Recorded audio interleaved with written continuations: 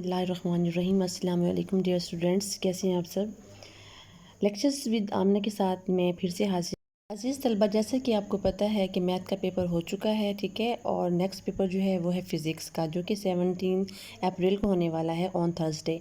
तो मेरी थोड़ी सी कोशिश और काविश है जो आपके सामने मौजूद है, ठीक है। मैंने न्यूमेरिकल्स कुछ बना के आपके लिए स्पेशल जो है रखे हुए हैं ताकि आप इससे फ़ायदा उठा सकें, ठीक है। और ये बहुत ही इम्पोर्टेंट है, अगर आपको इनको अच्छे तरीके से कैप्चर कर लेते हैं तो आपके मार्क्स कहीं नहीं जाएंगे। अगर आपको मेरी वीडियो पसंद आई हो तो आप सब्सक्राइब करें, लाइक करें और कमेंट्स बॉक्स में लाजमी कमेंट करें।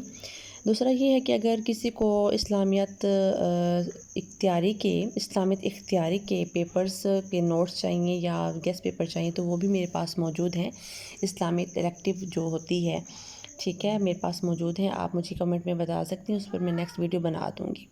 कुछ एमसीक्यूज़ का पेपर है जो कि आपके सामने मौजूद है, इसको भी आपने अच्छे तरीके से पढ़ लेना है, देख लेना है।